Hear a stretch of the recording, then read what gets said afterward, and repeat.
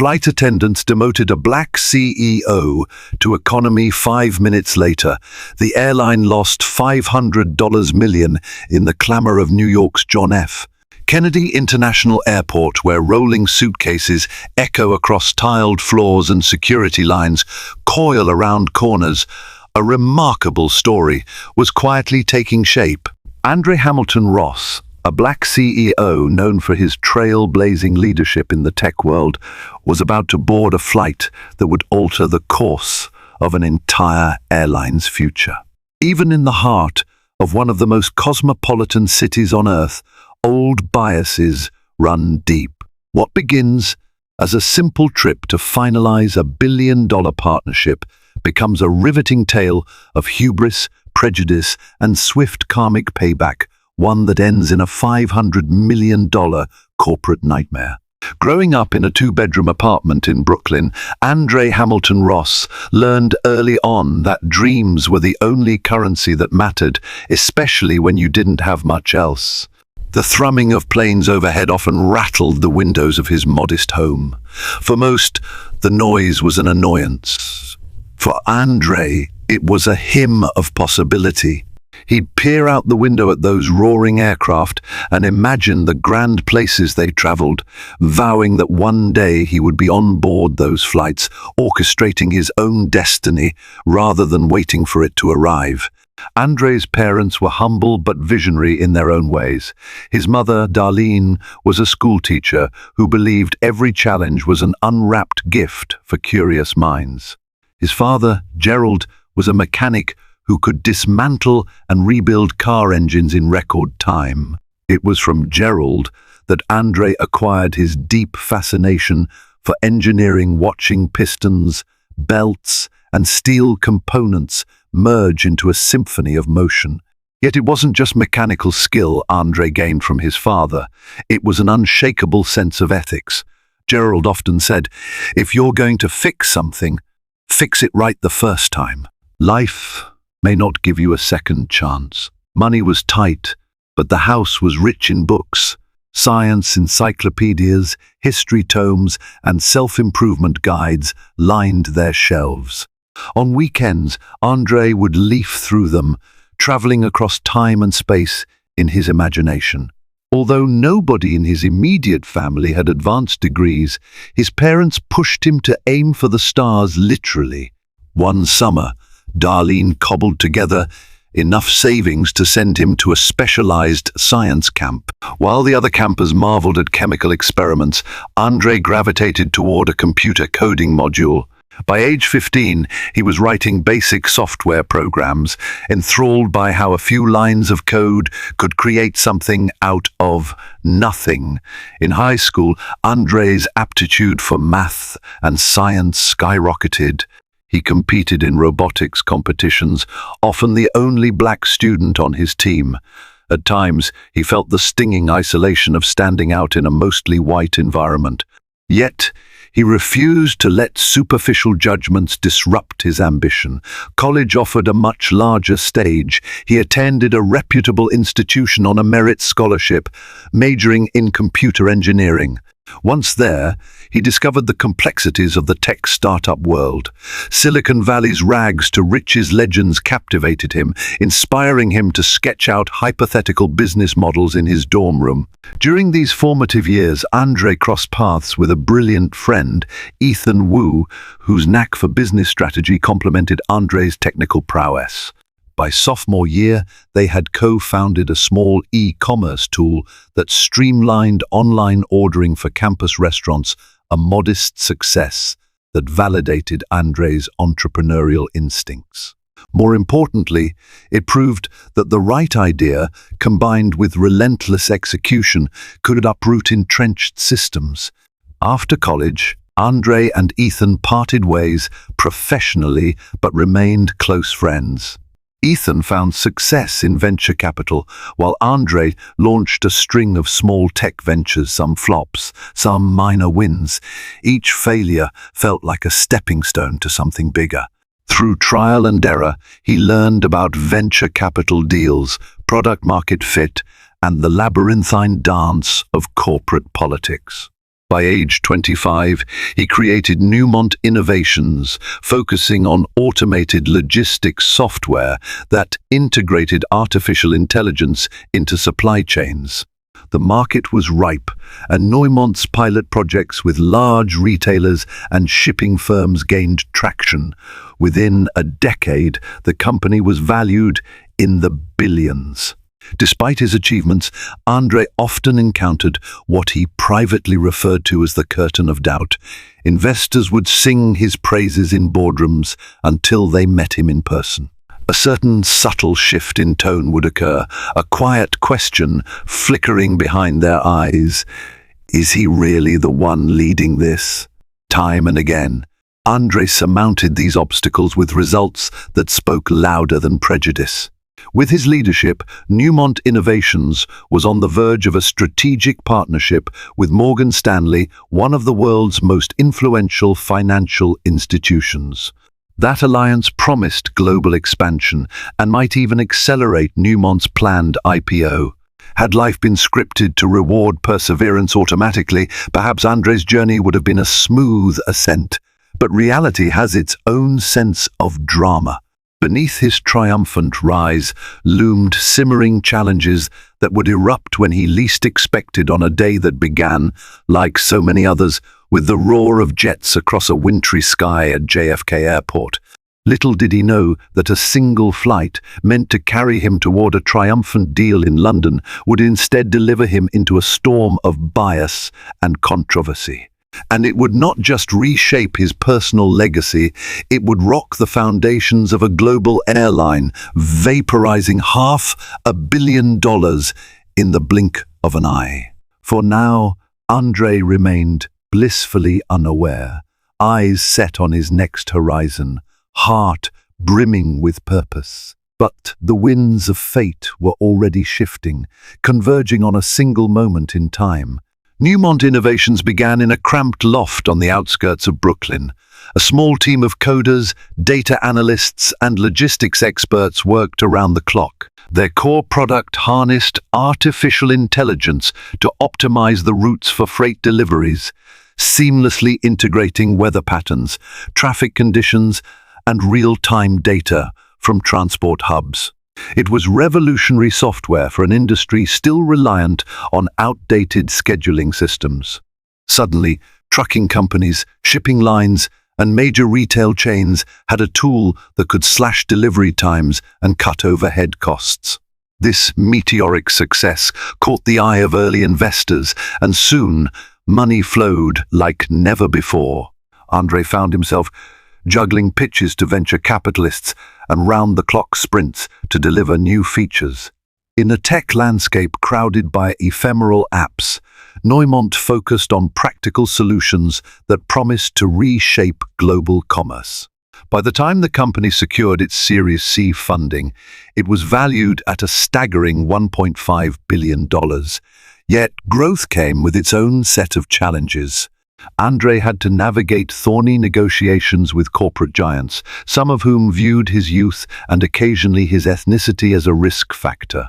He had sat in conference rooms where older executives scrutinized him like an oddity. He once overheard a competitor's representative snidely remark, "He's got a bright mind, but let's see how far that can carry him." Instead of succumbing to frustration, André weaponized their doubt. Each time he felt overlooked or dismissed, he used it as fuel to propel the company even further. With breakthroughs in AI-driven analytics, Newmont Innovations became an industry darling. Clients lauded how it cut delivery times by an average of 30%. Investment banks began eyeing it as a potential IPO goldmine. Among them was Morgan Stanley, whose top brass recognized the company's capability to revolutionize the world's supply chains. Slowly, negotiations took shape. Morgan Stanley wasn't just offering money, it was pledging advisory services, global reach, and high-level introductions that could catapult Newmont into foreign markets. Amid this whirlwind, André's focus on company culture set him apart. He refused to let Newmont slide into the all-too-common arrogance that often plagues fast-growing tech firms. Inclusive hiring was a core principle, talented engineers from diverse backgrounds. He established scholarships for underrepresented students in STEM, determined that others would have more direct paths to tech careers than he did. By the time Andre stood on the cusp of the London trip, Newmont was reaching an inflection point. Morgan Stanley had signaled they were ready to sign off on an injection of capital rumored to be in the hundreds of millions of dollars. Even more compellingly, they planned to open doors for Newmont in Asia and Europe. Not only would it cement Newmont's position at the forefront of AI logistics, it would also place Andre among the upper echelons of global CEOs. The flight to London was thus not a mere business trip, it was a symbolic crossing into the major leagues. Andre's assistant, Melanie Yu, had painstakingly arranged his itinerary, booking him a first-class seat on Skyworld Airlines, which prided itself on excellent service and a wide-reaching route network. She also scheduled a series of keynotes and networking events before his big meeting at Morgan Stanley's Canary Wharf office. Everything was choreographed down to the minute. But life rarely adheres to perfect planning. Andre could sense a faint unease leading up to the departure, though he couldn't pinpoint its source. Perhaps it was the earlier phone call with Morgan Stanley's lead partner, Elaine Harcourt, who mentioned an unexpected new variable in the negotiations. Or maybe it was the tension from an internal reorganization at Newmont as the company prepared for the next growth spurt. Yet these were the usual speed bumps of corporate life. Nothing signaled an oncoming disaster. Had anyone told Andre that one simple flight would erupt into a firestorm that threatened to overshadow his greatest professional triumph, he would have dismissed it as sensationalistic. He believed, perhaps naively, that wearing the armor of a successful CEO would shield him from the everyday prejudices that gnawed at society's edges. He had endured far more discreet forms of bias in venture capital circles. So an airline seat fiasco seemed unthinkable. Surely, he might have reasoned, we've progressed enough to avoid such blatant incidents. Confidence can be both an asset and a trap. As Andre breezed through the glossy corridors of JFK's Terminal 4, that quiet alarm he'd felt earlier was drowned out by the promise of a new partnership that could change everything. The seeds of ambition that had been planted in his childhood were about to bear fruit, but hidden within that orchard of success was a poisonous vine he never saw coming. Long before passengers even began trickling in, the crew for Skyworld Airlines Flight 102 had arrived at the employee briefing lounge in JFK.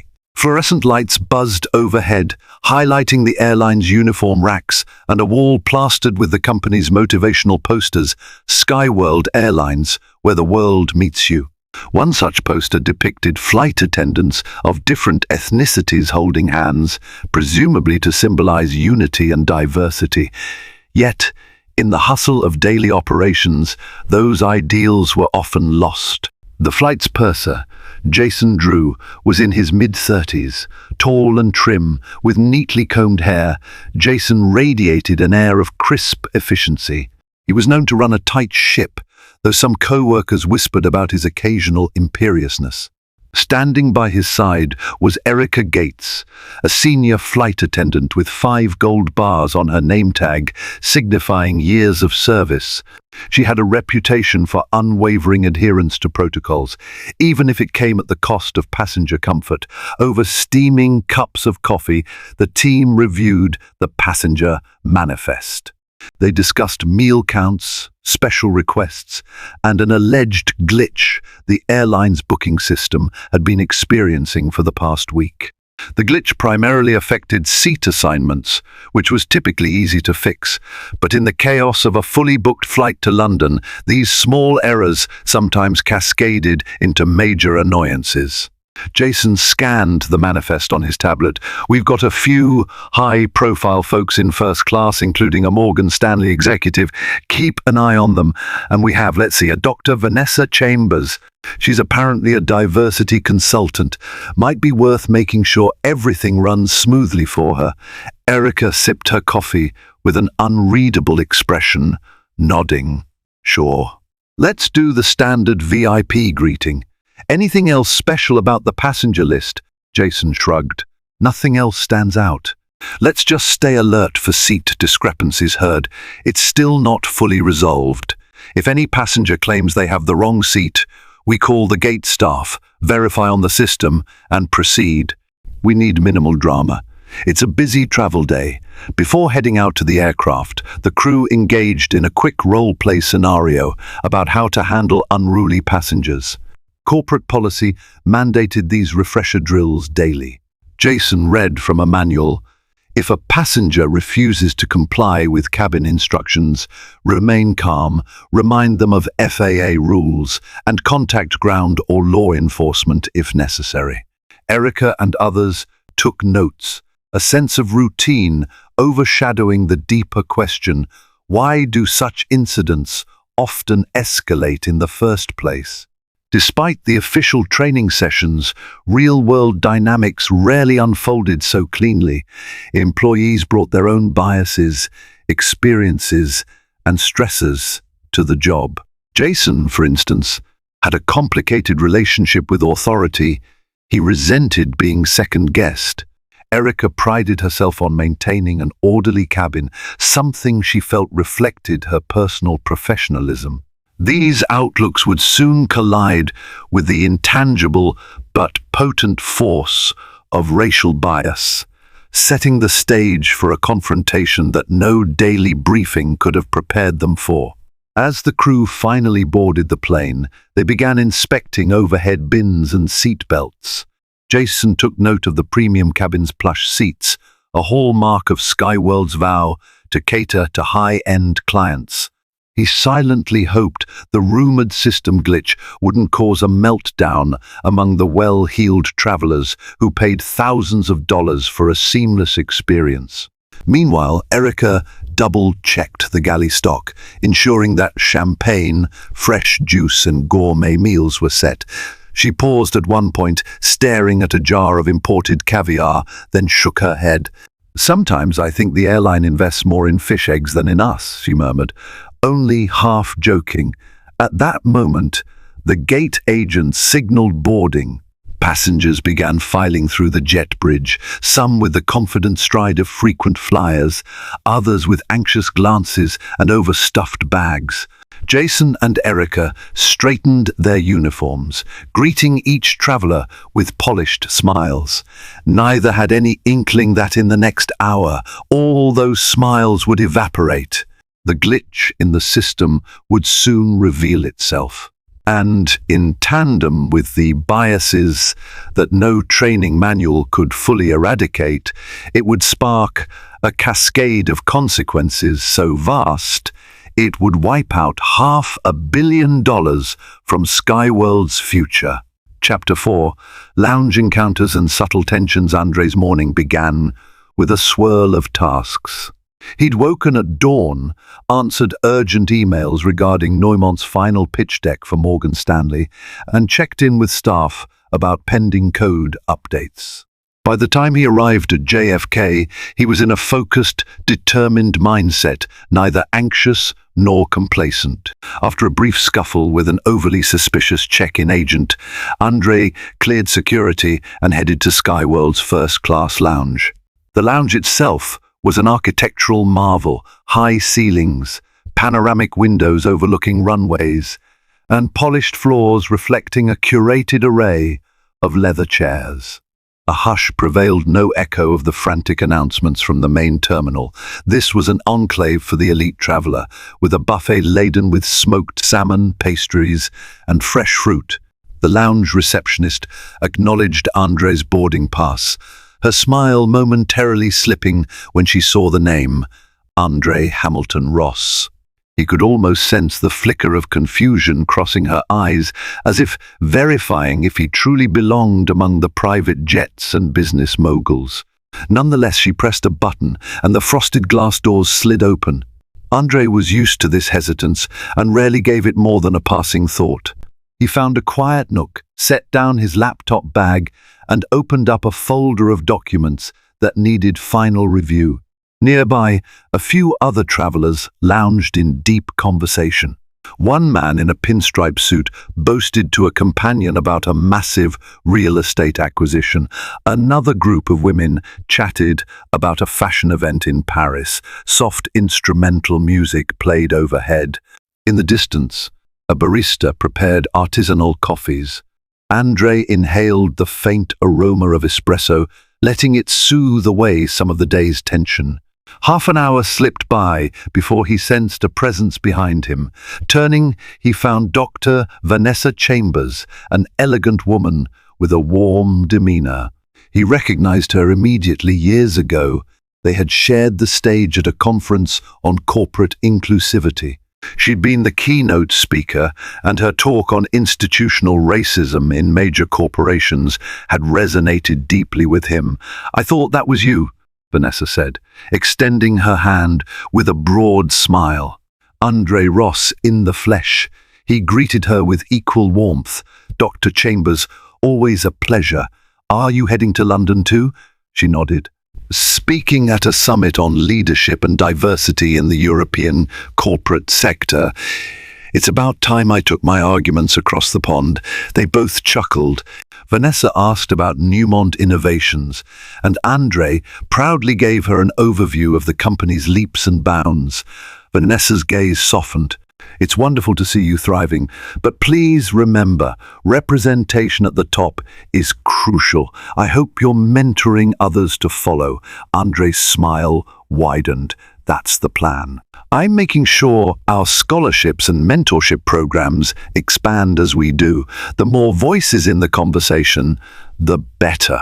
Time passed quickly in Vanessa's company, and soon they noticed on the digital display that their flight was boarding. She offered him a playful salute. "See you on the plane, Mr. CEO." Andrei gathered his belongings and exited the lounge. He felt buoyed by the interaction with Vanessa.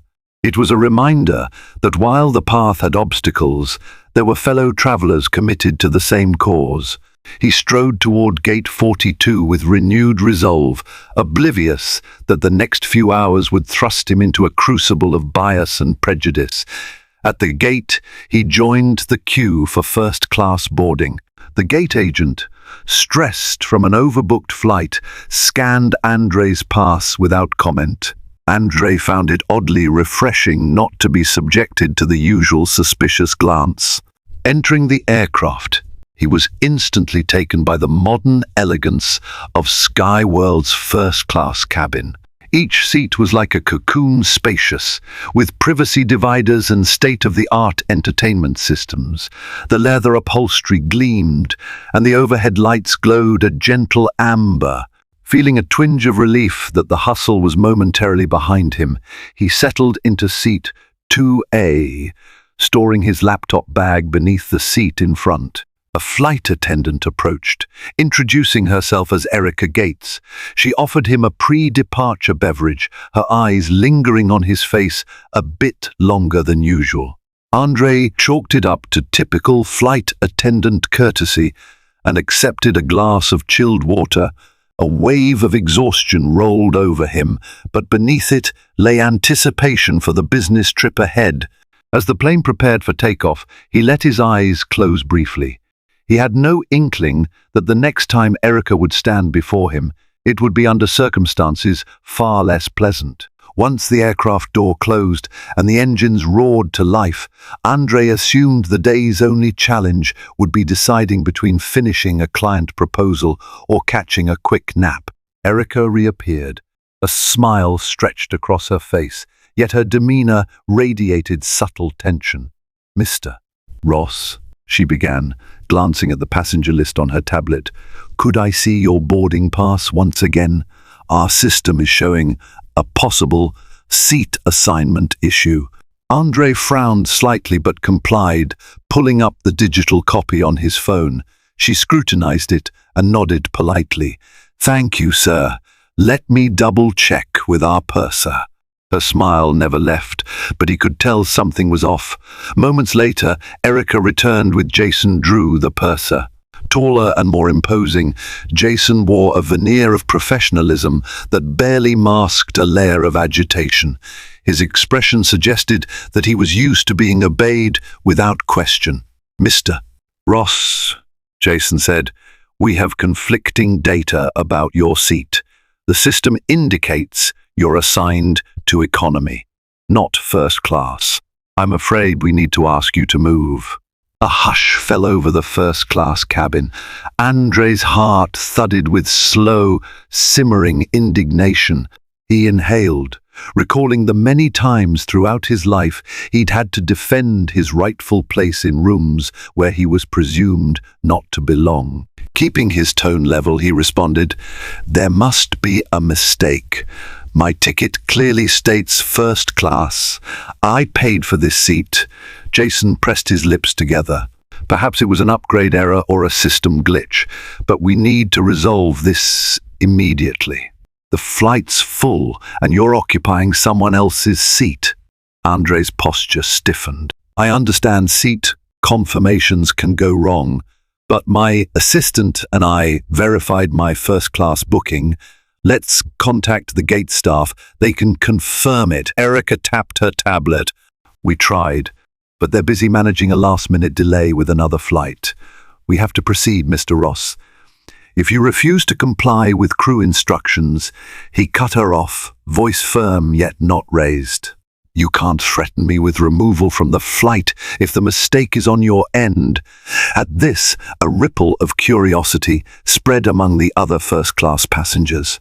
A silver-haired gentleman in seat 3A exchanged a concerned glance with his seatmate. A middle-aged couple in 2C and 2D watched with open astonishment. Andre noticed a few phones quietly lifted, presumably recording video. He swallowed hard. "This is going to escalate fast if I'm not careful." Jason exhaled sharply, eyes darting to his watch, as if every moment threatened an on-time departure. "Sir, I'm only enforcing airline policy. I need you to gather your things now." Andre realized he was on precarious ground. He'd read too many stories of confrontations on planes that ended with security forcibly dragging passengers off. The optics alone him, a black man resisting flight attendants' demands, could spiral into something far more dangerous. With immense reluctance and a sense of rising frustration, he stood from his seat. "I want your names and employee IDs," Andre demanded quietly, meeting Jason and Erica's gazes in turn. "I'm not letting this go," Erica swallowed. "Certainly. After we finish our immediate duties, we can provide that information." "You'd better," Andre said, his voice clipped. Gathering his laptop bag, he made the humiliating journey down the aisle to the economy cabin, all eyes following him like a spotlight. The further he walked, the narrower the space became, culminating in row 49, seat B, between a mother traveling with 2 children and a tall man who had already spread out into the adjacent armrest. As Andre tried to stow his jacket in an overhead bin, he was assaulted by the realization that his meticulously planned flight was devolving into a public farce. He sat down, knees cramped, quietly seething. Inside, a voice reminded him, "Stay composed, this can and will be addressed later." He checked his phone for emails, anything to distract himself, but found only an uneasy swirl of updates regarding last-minute changes to his London schedule. It would be an hour before the storm truly broke. Meanwhile, in first class, Jason and Erica believed they'd resolved a potential issue. The plane soared into the sky, and the seatbelt sign dimmed. They continued serving drinks to the other premium passengers, oblivious that soon the so-called upgrade error would prove to be an actual glitch, one that spelled disaster Not just for them, but for Skyworld Airlines on a scale no one had foreseen. Barely half an hour into the flight, the hush of the economy cabin was broken by a flurry of notifications on Andre's phone. Passengers next to him had also started reading something on their own devices. Some gasped, others peered over at him. Confused, he turned to check what was happening and saw that Twitter was exploding with mentions of his name, accompanied by short video clips tagged with hashtag Andrew Ross, hashtag Skyworld, and hashtag racial profiling. Someone in first class had filmed the entire confrontation. The video, shaky but clear enough, showed Andre being told he didn't belong in that seat, despite calmly offering to show proof of purchase. A snippet of Erica's condescending tone and Jason's curt directive to comply or face serious action had spread like wildfire. A popular travel blogger who happened to be on the flight posted it to her 2 million followers, captioning it, "Witnessed a shocking moment. Hashtag Black CEO forced to move to economy despite valid ticket. Skyworld, we need answers." Andre's first reaction was dread. He wasn't eager to become the center of a viral controversy. Still, part of him recognized the potential power in exposing blatant discrimination. With trembling fingers, he updated his assistant, Melanie Yu. "Andre to Melanie, they forced me into economy. This has gone viral. Prepare a statement. PS, get legal on standby. I need all booking confirmations to show it was their error." Within minutes, Melanie replied that Newmont's public relations firm was already drafting a measured response, focusing on the facts. She also shared that major media outlets had begun contacting Newmont's main office, seeking comment. The irony wasn't lost on him. He was in an economy seat, knees jammed, fielding a corporate PR crisis in real time. Across the ocean, at Morgan Stanley's London headquarters, a staffer monitoring social media alerts nearly spilled coffee upon seeing the uproar. The staffer quickly messaged Elaine Harcourt, Morgan Stanley's lead partner on the Newmont deal, who frowned in disbelief. She had never known Andre Ross to be embroiled in anything resembling scandal. This was bigger than scandal. This was a lightning rod for racial injustice. Meanwhile, a few rows ahead in economy, Dr. Vanessa Chambers was quietly consoling a nervous passenger who recognized her from a corporate training video. When Vanessa checked her own phone, she was dismayed to see the surging coverage of Andre's ordeal. So it's happened again, she thought, her heart heavy. She wanted to check on Andre, but the seatbelt sign was on due to mild turbulence and the aisles were blocked by a beverage cart. In first class, the tension ratcheted up when a well-dressed older gentleman recognized Andre Ross from a magazine profile. This passenger, Richard Hardy, had an inside track at Skyworld's corporate offices. He was a longtime friend of the airline's CEO, Charles Weidman. Concerned, Richard requested to speak to Jason. With unwavering politeness, he said, "Pardon me, but I believe you might have removed a passenger who indeed had a legitimate first-class ticket. The system might be glitching." Jason tried to offer a neutral smile, though it wavered. He assured Richard that everything had been handled correctly. Richard, however, wasn't convinced. He pulled out his phone, scanned the passenger list that had been displayed on the overhead screens before takeoff, and saw that seat 2A was indeed assigned to Mr. Andre Hamilton Ross. He frowned deeply, a sense of foreboding settling in. Skyworld had been bragging about a potential multi-million-dollar partnership with a major bank for new routes. If the man they booted from first class turned out to be a key figure in corporate finance, and if this fiasco garnered enough negative press, could it jeopardize that entire deal? He typed out a quick email to Charles Weidman, simply stating, "On flight 102 to London, major seat assignment problem, passenger named Andre Ross, wrongly removed from first. Urgent you look into this." Then he sat back, uncertain whether the airline's top brass would see the email in time or even do anything about it at 3500 feet. As if on cue, more phone alerts lit up the cabin. Even the flight attendants started noticing. Erica and Jason exchanged worried glances. Something was unfolding, but they couldn't quite see how massive it was becoming. Yes, they had forcibly reseated someone who might have had the correct ticket all along, but a swirl of media attention, racial bias accusations. Their training never covered a scenario this high profile or immediate, yet the seeds were planted. Twitter, Instagram, and even TikTok began filling with condemnation of Skyworld Airlines. Activists decried it as another instance of traveling while black gone wrong. Influential voices like civil rights leaders and celebrities chimed in, many outraged at how a black CEO was treated like a second-class citizen in a space he rightfully belonged. The airline's PR team on the ground scrambled to formulate a statement, but the momentum was too rapid and the flight still mid-air. Control had slipped away into the unstoppable current of public opinion. And in row 49 seat B, Andre closed his eyes and breathed deeply, determined to handle the crisis with the calm, collected resolve that had gotten him this far. Still, a pang of dread gnawed at him. He wasn't naive. The public could be fickle. How would this saga unfold by the time they landed in London? 3 hours into the flight, the cabin lights dimmed, and some passengers tried to sleep, while others scrolled through phones or watched movies. Andre was restless, occasionally shifting in his cramped seat.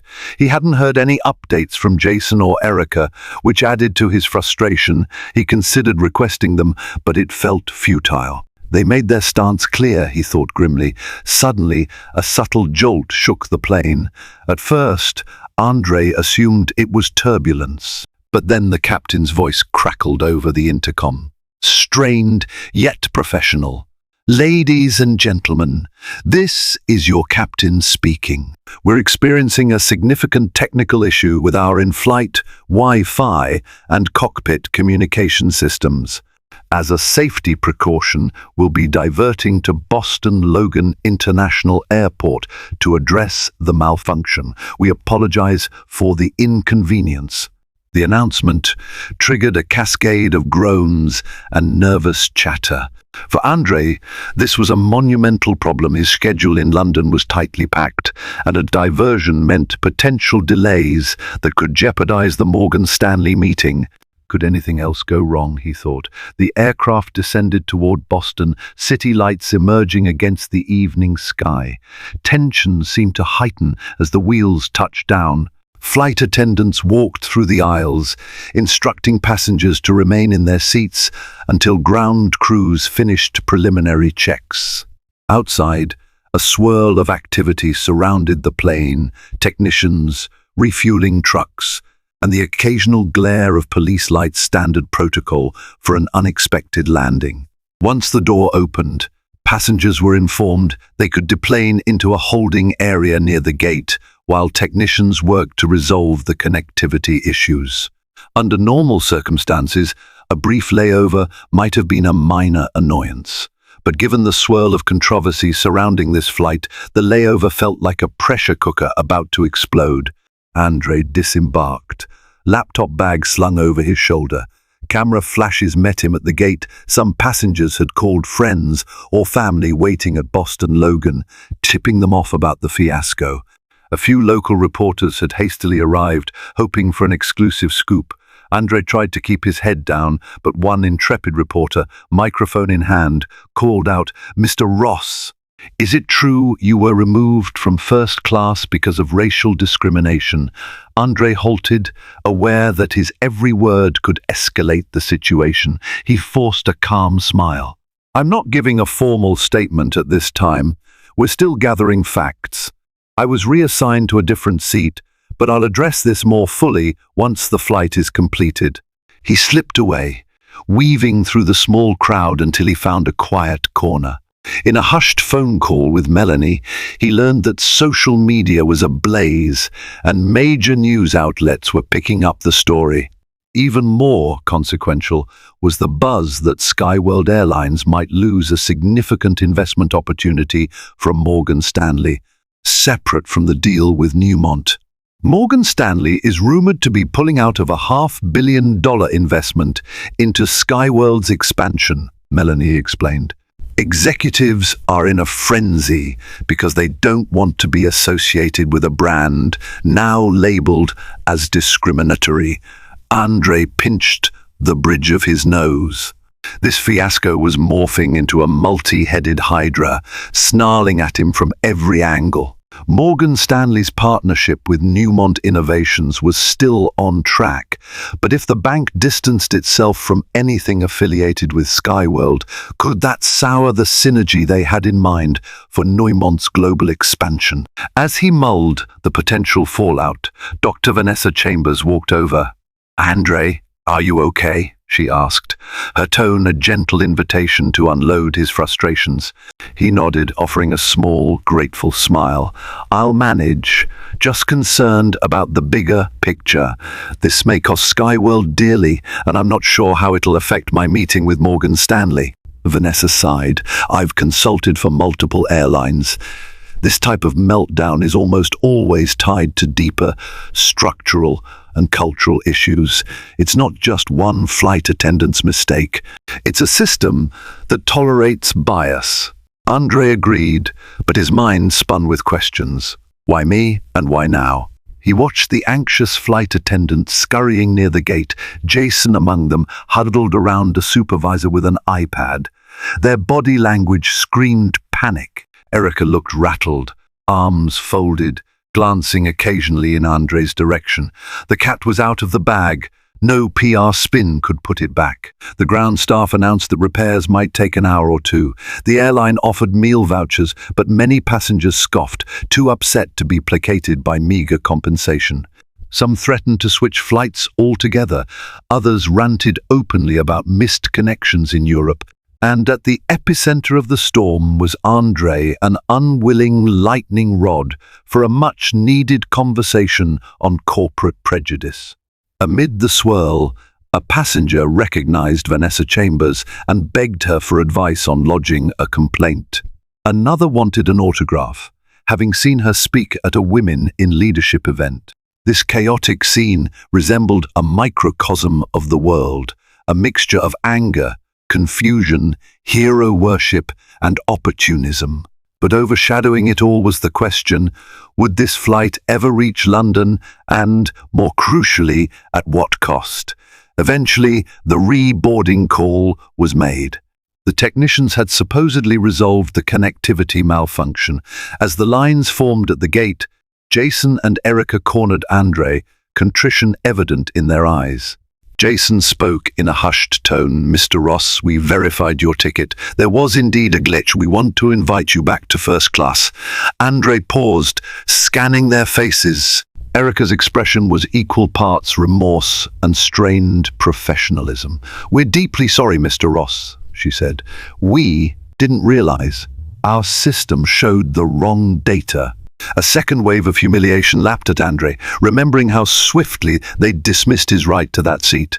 "I appreciate the apology, but the damage is done. You made me feel like I was trespassing in a place I belonged." Jason's brow furrowed. "I understand this can't fix everything, but please, we'd like to make it as right as we can for the rest of this flight." Andre nodded curtly.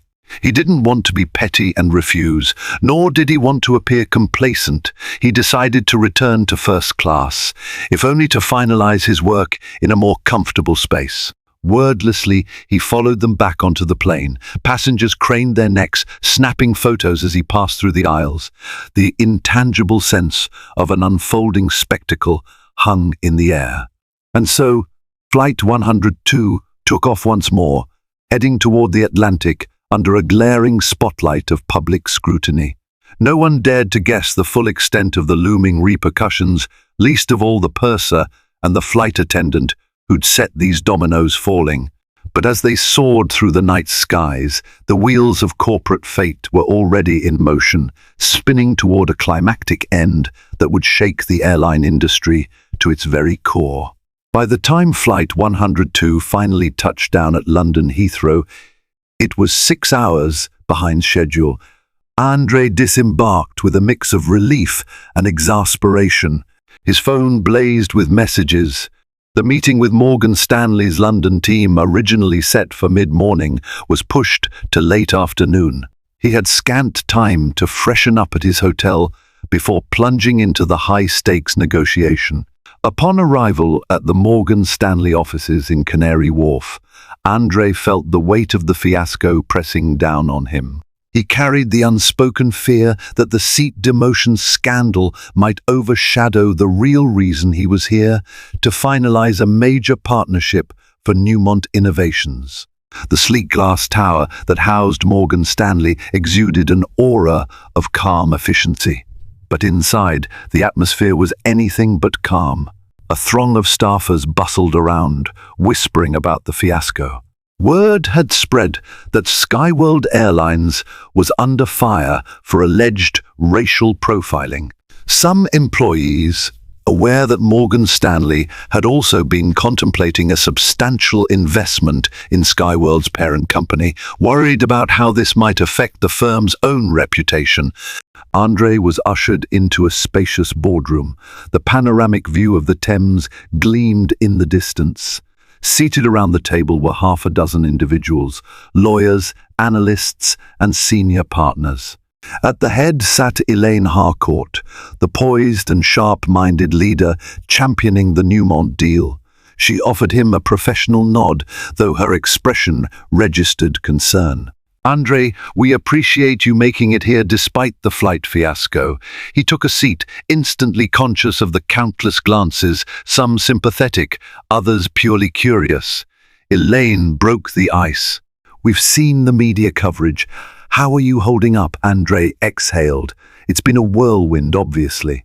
"I'm more concerned with ensuring Neumont's future doesn't get entangled in the negativity surrounding Skyworld. I just want to focus on our synergy with Morgan Stanley." Elaine frowned, shuffling a stack of papers. "We intend to keep our arrangement with Neumont unaffected by what happened.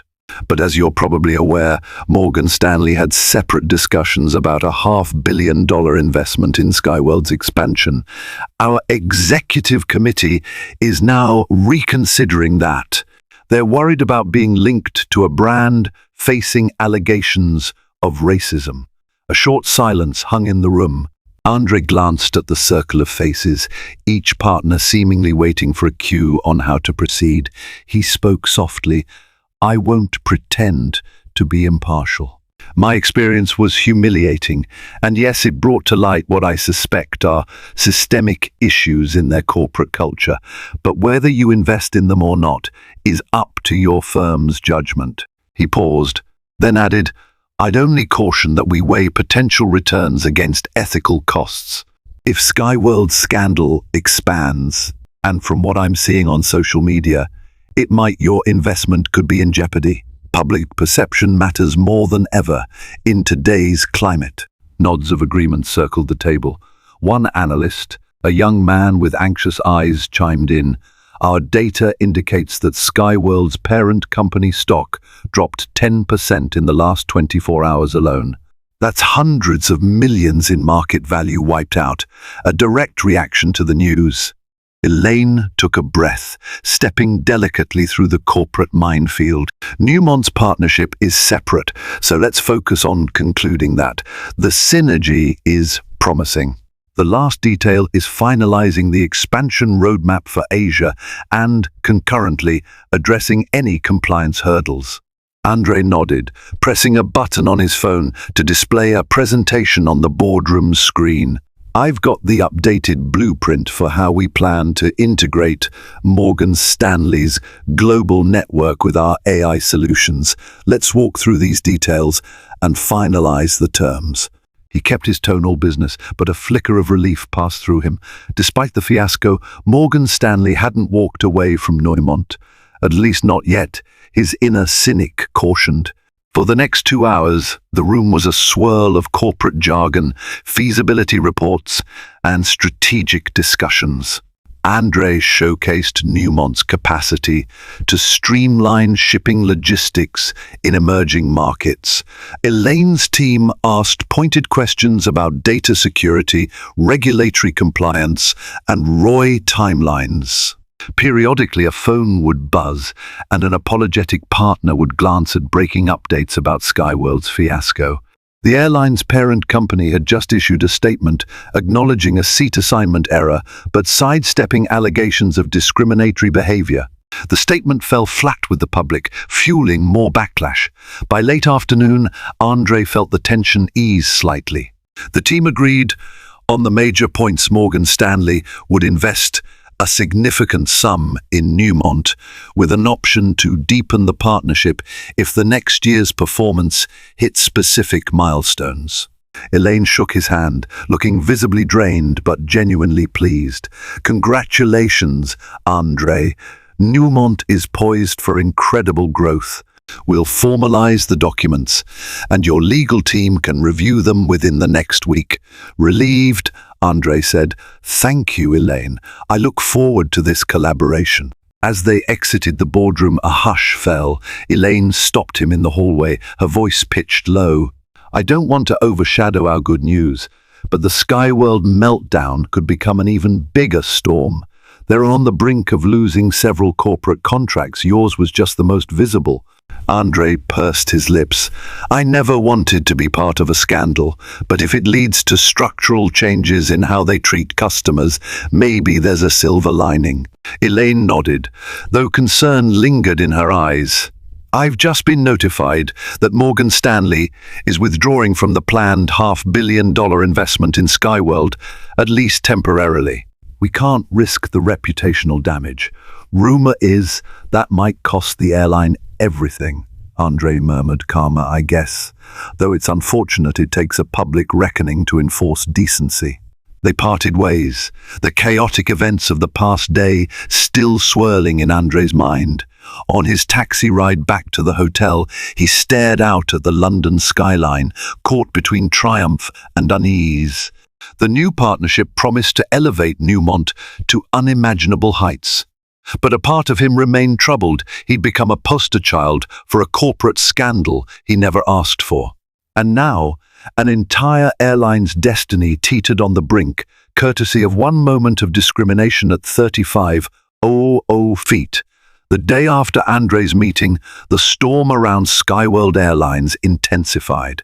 Major media outlets like CNN, BBC, and CNBC led with the headline, "Black CEO Demoted Mid-Flight. Skyworld Faces $500 million Collapse." Twitter was a battleground, with hashtag Boycott Skyworld trending globally. Civil rights organizations announced plans to protest at Skyworld's headquarters in Manhattan. Influencers in the travel sphere lamented that an airline they once praised now wore the scarlet letter of bias. Behind closed doors in Skyworld's corporate tower, the leadership team scrambled. CEO Charles Weidman sat at the head of a gleaming conference table, face pale. He had always prided himself on running a modern, inclusive airline. Now, he was hemorrhaging brand loyalty, losing key corporate contracts, and bracing for lawsuits. His executive vice president of communications, Marjorie Willis, delivered the latest blow. "Morgan Stanley just officially pulled out of negotiations. We lost a $500 million infusion for our route expansion plans." The CFO chimed in, voice trembling. "Our stock has dropped nearly 15% since the video surfaced. That's $500 million in market cap. Gone. If this continues, we might not have the liquidity to maintain some of our unprofitable routes." Charles glared at them, frustration laced with panic. How did this get so out of control? One seat assignment error, and we're bleeding money? Marjorie exchanged a look with the head of HR. "It's not just the seat assignment, Charles. The narrative is that it's racial profiling. And it's not just one passenger. Others are coming forward with similar stories, claiming they've been singled out or mistreated due to race, language, or appearance." The HR director cleared his throat. Our internal culture has come under fire. We never truly implemented robust bias training. We slapped a few workshops together, but there was no follow-through. Dr. Vanessa Chambers pitched us a comprehensive program years ago, and we turned her down, citing cost. A heavy silence followed as everyone recognized the seeds of this downfall. Charles rubbed his temples. We can't rewrite the past. What do we do now? Marjorie tapped her iPad. Damage control.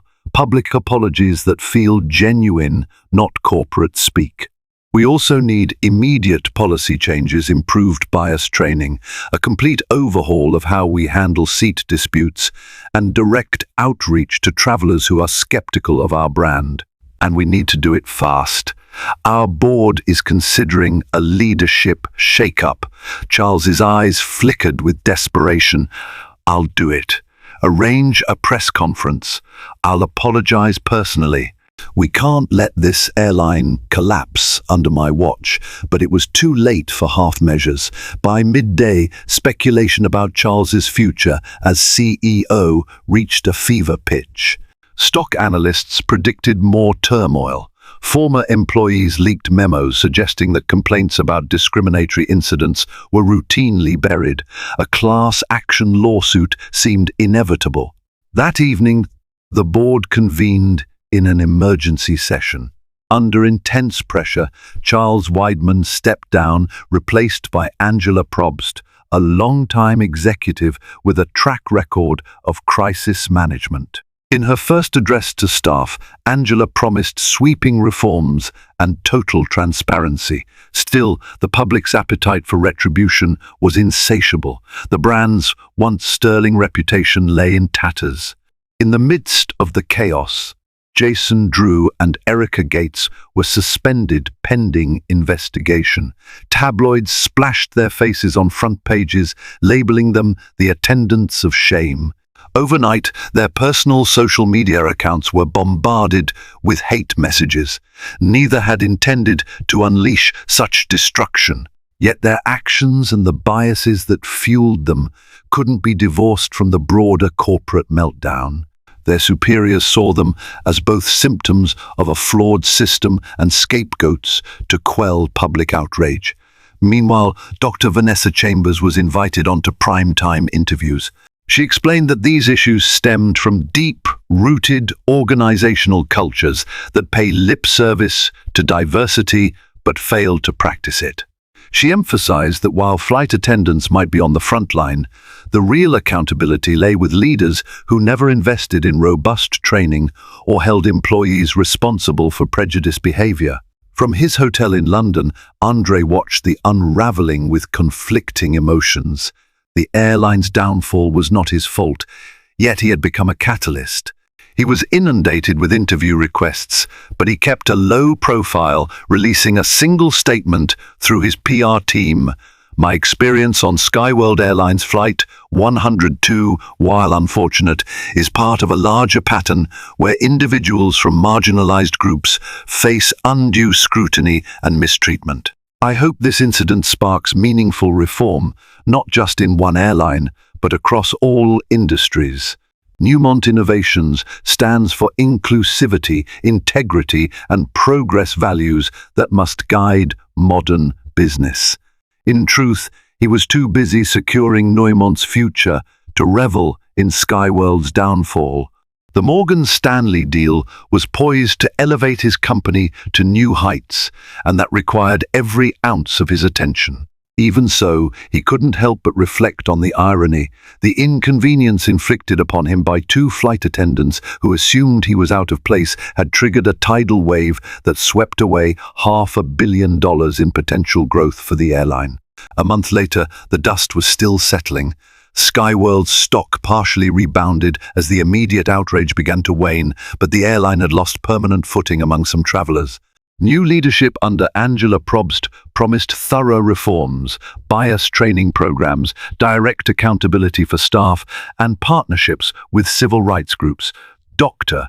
Vanessa Chambers was brought on as a paid consultant, tasked with reshaping the airline's approach to inclusivity from top to bottom. Jason Drew and Erica Gates each gave statements during an internal inquiry. Jason revealed that he'd followed the system's information without verifying seat manifests properly, partly due to personal biases. Erica admitted that she'd harbored assumptions about who deserved to be in first class based on prior experiences with passengers attempting to cheat the system. Their combined testimonies, while a blow to their careers, showcased the deeply ingrained prejudices that had, until then, gone unchecked. Publicly, Angela Probst promised that no incident like Andre Ross's would ever again escalate to such extremes within her airline. She also extended a personal apology to Andre, which he accepted with measured politeness. "I appreciate the gesture," he told her over a video call, "but I'm more interested in what changes you'll implement so that nobody famous CEO or otherwise has to fight for the seat they paid for." In a separate turn of events, investigators found that the seat assignment glitch originated from a flawed software update deployed just days before. That glitch incorrectly registered certain paid first-class tickets as economy. However, the airline's refusal to double-check or trust the passenger's word revealed the root cause, a culture that too easily defaulted to suspicion, especially when a traveler didn't fit stereotypical images of a premium flyer. As for Andre, life propelled him forward at breakneck speed. The Morgan Stanley partnership accelerated Newmont's expansion, allowing the company to open offices in London and Tokyo. He also launched the Ross Foundation, focusing on diversity in STEM education. Donations poured in after news of his ordeal from people who admired his composure under fire. Andre used these resources to fund scholarships, sponsor training programs, and amplify voices that often went unheard in the tech community. Dr. Chambers worked closely with him as well, merging some of her diversity initiatives with the Ross Foundation. They conducted joint seminars, reminding corporations that fostering a culture of inclusivity was not just a moral imperative, but also a key to long-term profitability. Their collaboration signaled a new era in which social justice and corporate success were not at odds, but interwoven. In time, the fiasco that erupted around Flight 102 became a case study in business schools, labeled a cautionary tale about the hidden costs of discrimination. Students dissected how a few minutes of dismissive behavior on a plane could combust into a public relations nightmare, a stock crash, and a $500 million loss of potential investment. Some called it the price of bias. Others saw it as an example of how quickly social media could tip the balance of corporate power. Yet for all the turmoil it unleashed, the incident also led to tangible reforms at Skyworld and sparked crucial conversations about race, power, and privilege in public spaces. Andre never wished ruin upon anyone, but he did believe in the power of accountability. If anything positive could be salvaged from his humiliating experience, it was the knowledge that sometimes change arises from moments of adversity. For once confronted, injustice can no longer hide behind a polite veneer of corporate slogans and pristine uniforms. In the aftermath, many travelers returned to flying with Skyworld once the airline demonstrated genuine commitment to addressing its faults. Others chose to take their business elsewhere. For Andre, traveling became a little less fraught. Whenever he boarded a plane, no matter the airline, flight crews recognized him. Some offered extra courtesy, either from admiration or caution. He couldn't always tell. In any case, the world had shifted, if only slightly, because of one flight that revealed the deep cracks in a surface so carefully polished. And so, the story that began with a single seat in first class ended with a profound lesson. At 3,500 feet, the boundaries between class, race, and power can still clash in ways that reshape entire industries. And for Skyworld Airlines, it took a $500 million reminder to finally ground itself in the truth that genuine respect isn't just an upgrade, it's a right every passenger deserves. Sometimes, a single spark can ignite a fire that exposes all the hidden flaws. Andre Ross didn't board his flight looking to change the airline world. He simply had a legitimate first-class ticket and the desire to travel in peace.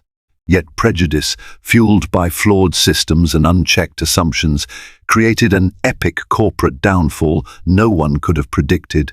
From the humiliating moment he was forced into economy to the swift fallout that cost Skyworld Airlines $500 million.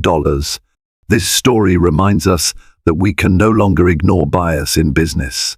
It also shows how true power lies in courage, integrity, and insisting on what's right, even at 35,000 feet. If this story resonated with you, please show your support by liking, sharing with friends, and subscribing to our channel. Stay tuned for more dramatic stories where justice, perseverance, and hard-won lessons take center stage.